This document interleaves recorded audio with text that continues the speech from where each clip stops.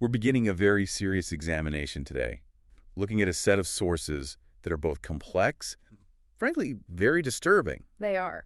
Our focus is on the decade-long criminal activity, the background, and the legal path of the American serial killer and rapist, Shawn Michael Grate. That's right. What we have in front of us is essentially a collection of documents. We're talking legal filings, biographical notes, police reports. All of it.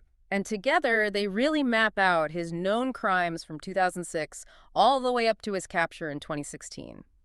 The goal here for you, for the listener, is to really get a full understanding of this case. To go beyond just the headlines. Exactly. We're going to detail the 5 confirmed murders that we know of, which spanned 3 different counties in Ohio: Ashland, Richland, and Marion, and then get into the very complicated legal process that came after. And we have to approach this with the seriousness it deserves. At its heart, this is about the lives of 5 young women that were tragically taken. Absolutely. So we're going to stick to the facts as they are reported in these sources, making sure we give an impartial but comprehensive picture of what happened and what finally brought this terrible string of crimes to an end. I think it's important to understand that timeline right from the start. We're talking about crimes that went unsolved, completely hidden for a decade. A full 10 years. From 2006 until that one specific date, September 13th, 2016. That day is the absolute turning point for this entire case. It's the moment everything stopped. And it stopped because of the actions of one person, an incredibly courageous victim. Yes. The sources are very clear on this. The entire investigation was blown wide open because of an escape and a 911 call. Made by a woman who is referred to in all the court documents as Jane Doe. She made that call from the house where she was being held in Ashland, Ohio. Her unbelievable presence of mind in what must have been the most terrifying situation imaginable is what led the authorities directly to Shawn Grate. Okay, so let's unpack the biographical facts we have from the sources about Grate. When you're trying to understand a pattern of such horrific behavior, you often have to look at the early life. Not to excuse it. Never to excuse it, but to understand the trajectory. So he was born August 8, 1976, in Marion, Ohio. And right away, the reports suggest this. This unstable foundation that was sort of hidden under a veneer of normalcy. What do you mean by that?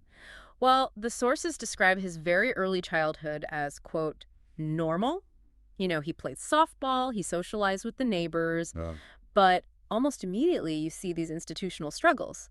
The records show he was held back in kindergarten. In first grade, too. And first grade. So that suggests some pretty significant early challenges that, well, maybe went unaddressed. And yet, on a social level, he seemed to be doing okay, at least from the outside. Yes, that contradiction is there right from the start. We have accounts that describe him as charming and amicable. I read that a female friend from that time recalled that all the girls liked Shawn. Exactly. So that points to a certain level of social skill. He was able to put on this convincing, non-threatening mask even while these other difficulties were clearly present.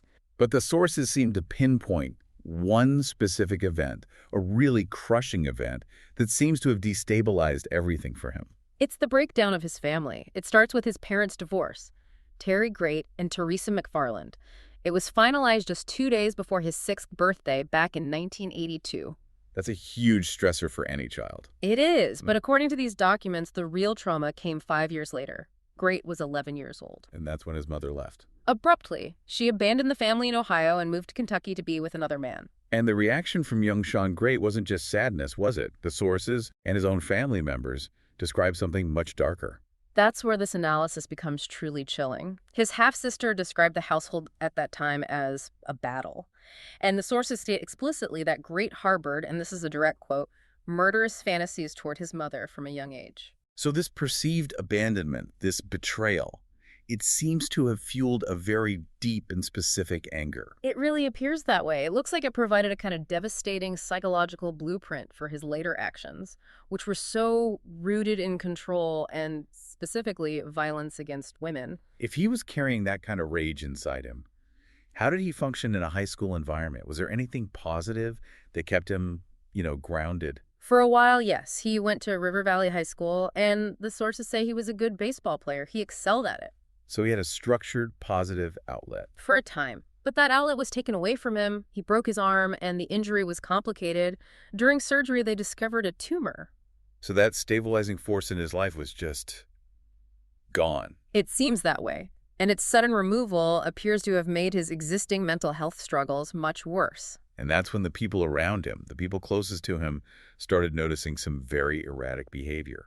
Correct. A high school girlfriend noted this pattern where he would just lie on the couch for days at a time, completely withdrawn, and then he would suddenly snap back to his normal self. And years later, this was confirmed by experts, right? Yes.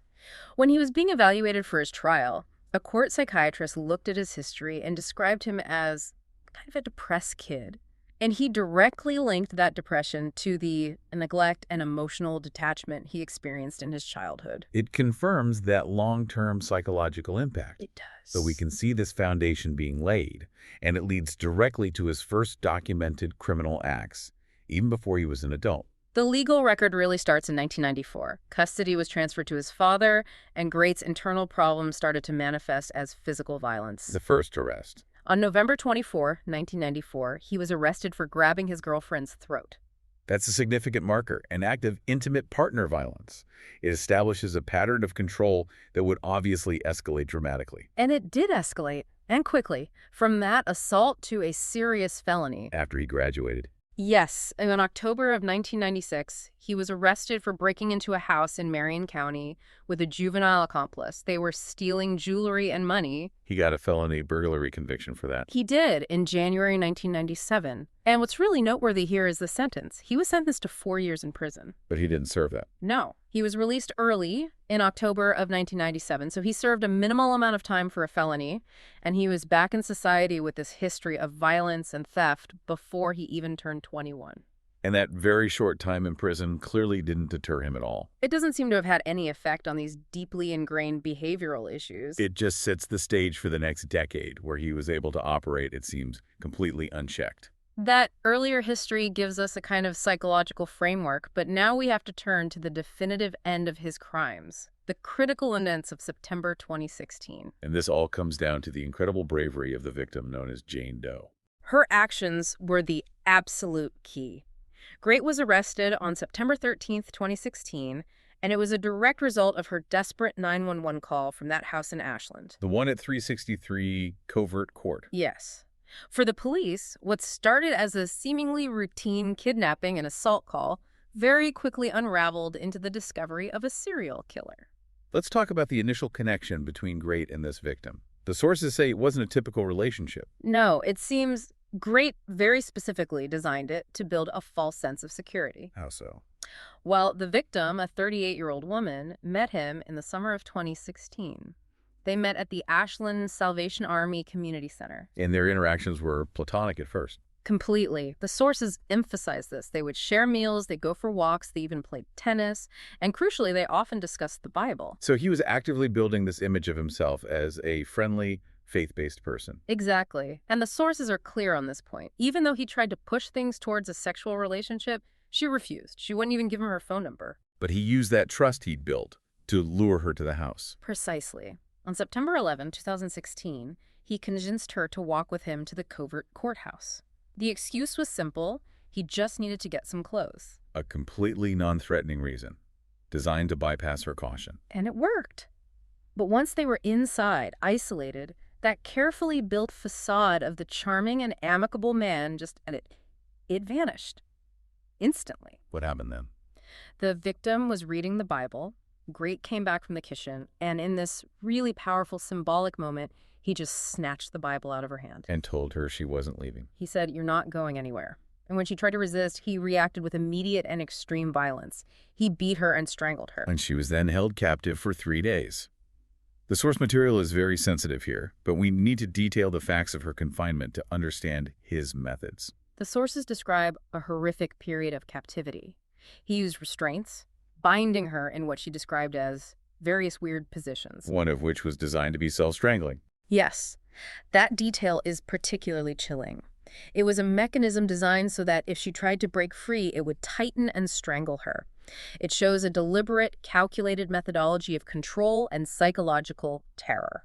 And over those 3 days, she sustained extensive injuries. Severe bruising, head trauma, and trauma to her sexual orifices that caused bleeding.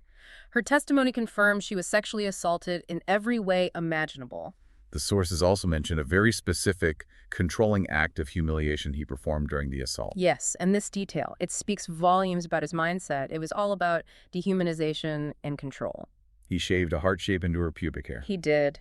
This wasn't a random act. It was documented and later confirmed by the sexual assault forensic examiner who collected the hair as evidence. It really reinforces that his actions were about total dominion over her body and her identity. It went far beyond just sexual gratification. But that horrific ordeal came to an end when she found an opportunity to act. She managed to make that life-saving 911 call while Grate was sleeping. And the police arrived while he was still there. They did. The Ashland police got there quickly and rescued her while Grate was still in the house, asleep.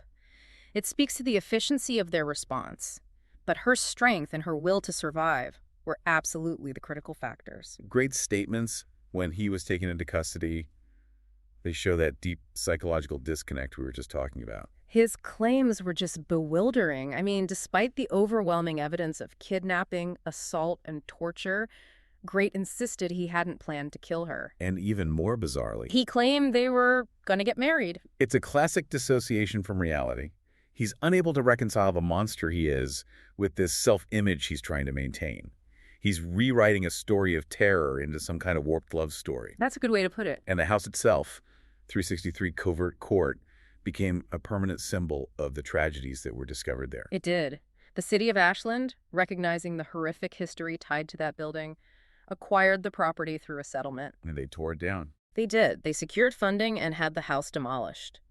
Today, there's a public memorial on that site. It's there to acknowledge the lives that were lost and the trauma that occurred, ensuring that the location will always honor the victims, not the crime. So Grate's arrest immediately blew the investigation wide open. It started pulling on threads that stretched back a decade and ultimately connected him to 5 murders. Right. So now we have to detail the confirmed victims: Stacey Stanley, Elizabeth Griffith, Candace Cunningham, Rebecca Lacey, and Dana Nicole Lowry. We need to document the facts of their cases across the 3 Ohio counties. We should start at the site of the arrest, the Ashland house, because that's where the authorities found 2 victims right away. The first victim found there was Stacey Stanley, who was also known as Stacey Hicks. Stacey had been reported missing in the week right before Grate was arrested. So it was a very recent case. Very recent. And when they found her body at 363 Covert Court, the autopsy confirmed her cause of death. She was strangled. And alongside Stacey Stanley, they also discovered the body of Elizabeth Griffith. Elizabeth had been missing for longer, about a month, when she was found in the same house. And the forensic findings were the same. They were. The autopsy confirmed that Elizabeth Griffith had also been strangled to death. And these 2 discoveries, right there in the house, confirmed for authorities that they were dealing with a much wider pattern of homicide. Not just a kidnapping. Far from it. And Grate's own confessions, which he started giving almost immediately while in custody, were instrumental in solving the next set of cases in the next county over. In Richland County. That's right. And that's where we learned about Candace Cunningham. She was 29. And her relationship with Grate was complicated. It was an on-again, off-again dynamic that had gone on for about 5 years. And the police were able to find her so quickly because Grate himself led them to her body. On the very day he was arrested. On September 13th, 2016, he took them right to her. And where was she found? What did Grate confess about her murder? Her body was found behind a burned-down house in Richland County. He confessed to killing her in June of 2016, but the sources reveal the extreme nature of this murder. The torture. Yes. The reports state she endured around 3 days of torture before he killed her. That extended period of cruelty is a key indicator of the calculated control he exerted. Her identity was confirmed a few months later. The Richland County Sheriff's Office officially confirmed it was her in November 2016. And most chillingly, when Grate was discussing Candace Cunningham, he just dismissively referred to her as a problem. The second case in Richland County, the case of Rebecca Lacey, is an example of how a serial killer's arrest can solve cases that were previously misclassified. Rebecca Lacey's case was officially reopened specifically because of the detailed information Grate gave them. Her body had been found much earlier. Much earlier, in March of 2015. But at the time, her death was tragically ruled a drug overdose. But that wasn't the truth. No. Grate's confession revealed what really happened. He claimed he strangled her after she allegedly stole a tiny amount of money from him. Just $4. Just $4 from his workplace.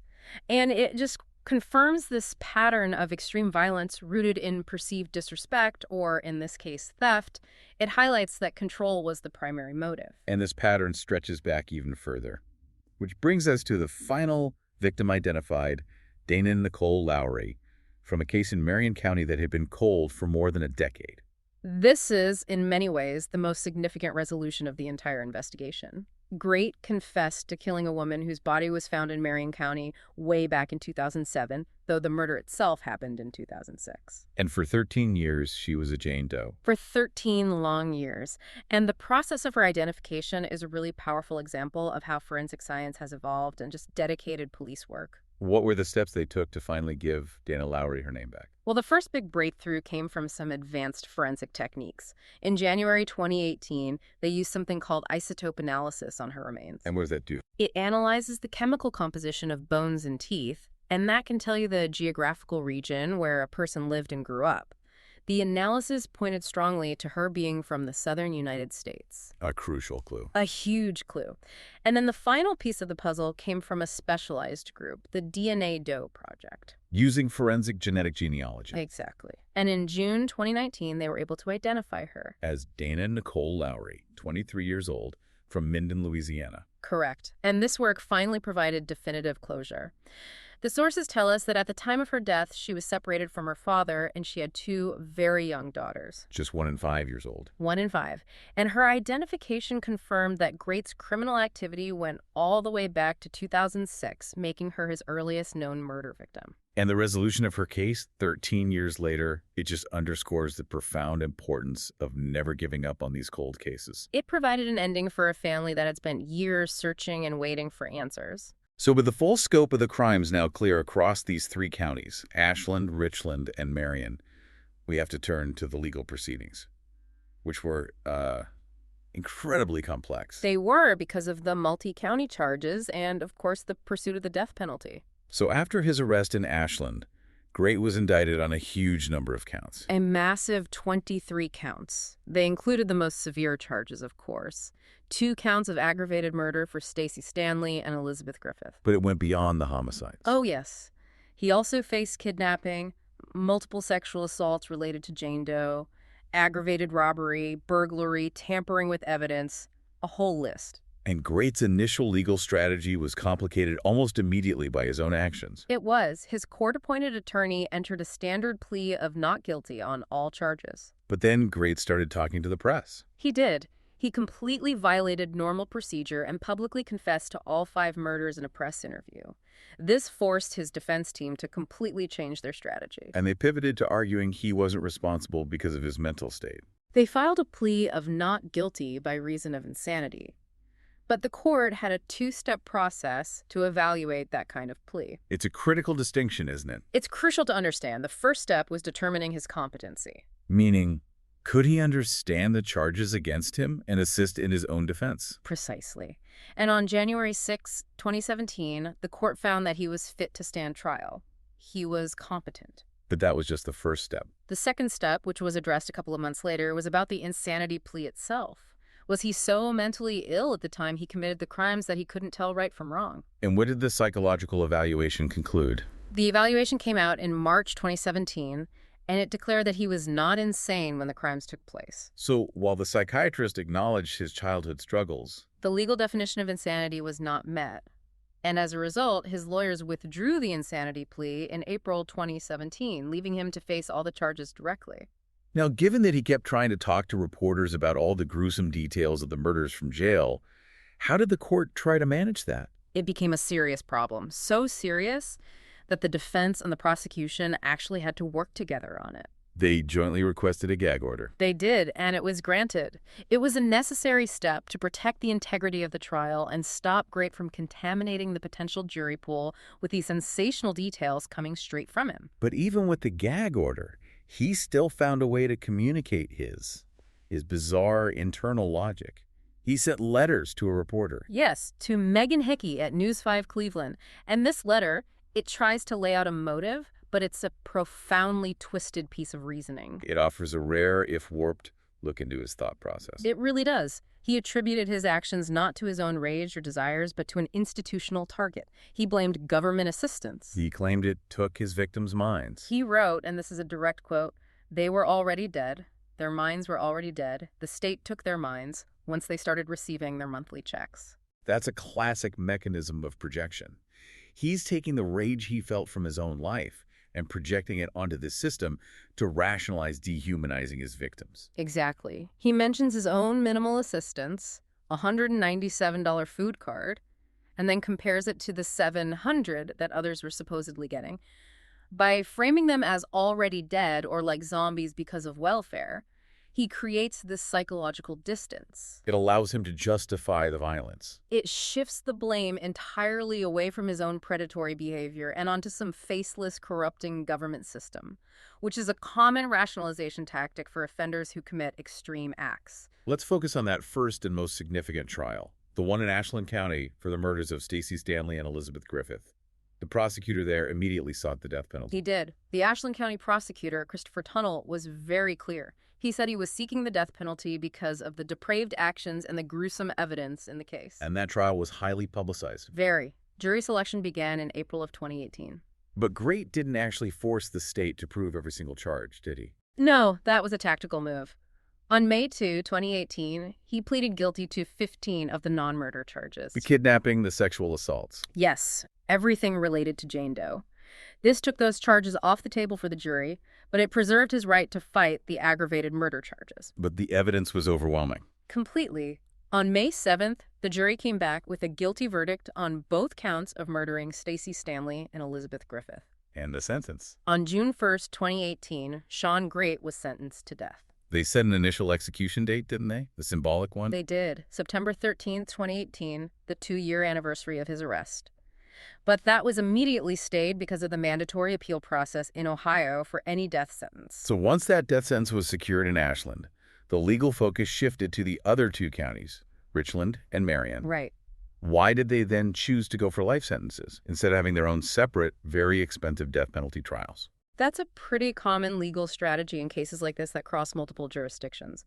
Once one county has secured a death sentence, the others often aim to expedite justice and just ensure a complete conviction record. So in Richland County, for the murders of Candace Cunningham and Rebecca Lacey. He pleaded guilty on March 1st, 2019. And what were the sentences there? For Rebecca Lacey's murder, he got life in prison without the possibility of parole. And then for all the other charges, including those related to Candace Cunningham, he got a consecutive sentence of 17 years to life. The use of consecutive is important there. It's very important. It ensures that even if the death penalty were somehow overturned on appeal, Shawn Grate would never be released from prison. And finally, the oldest case, Dana Lowry's murder in Marion County. It was a similar outcome. On September 11th, 2019, he pleaded guilty to her 2006 murder. He was sentenced to another life term without parole, plus an additional 16 years. So by securing these guilty pleas, the state made sure he was held legally accountable for all 5 of his known victims. Across all 3 jurisdictions, it closed the book on all of them. Okay, so let's go back to the death sentence from Ashland. What's the current legal status of that, especially with the issues around the method of execution in Ohio right now? It's a point of major legal friction. The initial appeals process ran its course, and on December 10th, 2020, the Ohio Supreme Court upheld the death sentence. They stated there was no mitigation or reversible error in the case. He had an execution date scheduled. He did, for March 19th, 2025. But that date has been delayed again because of ongoing legal challenges. And the challenge now isn't just about his specific appeals. It's about the mechanics of execution itself. That's the real gridlock. While Grate is still sentenced to death, Ohio officially stopped using lethal injection back in 2020. That was their standard method. And state law doesn't currently permit another method. Not explicitly. So methods like the electric chair or firing squad aren't authorized. This creates a kind of legal paradox. The sentence stands, but the means to carry it out are, for now, legally unavailable. So until the state legislature acts, or the courts make a definitive ruling on an alternative method, his execution status remains delayed and pending.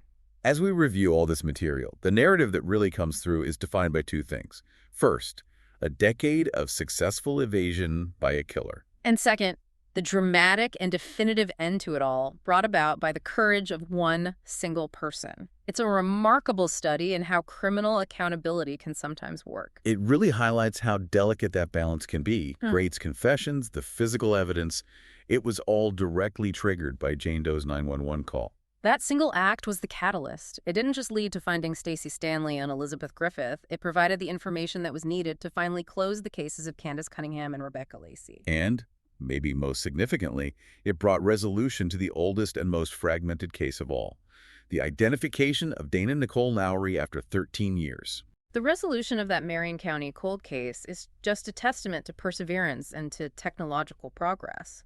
Without Grate's confession linking him to that 2006 crime, that case might still be unsolved. But the fact that Dana was finally identified, using techniques like isotope analysis and the work of groups like the DNA Doe Project, it's incredible. It shows that forensic science really can bridge those massive gaps in time and evidence, and it provided that crucial closure for her two young daughters and her family. We've seen how complicated the whole legal process was, spread across 3 different county jurisdictions.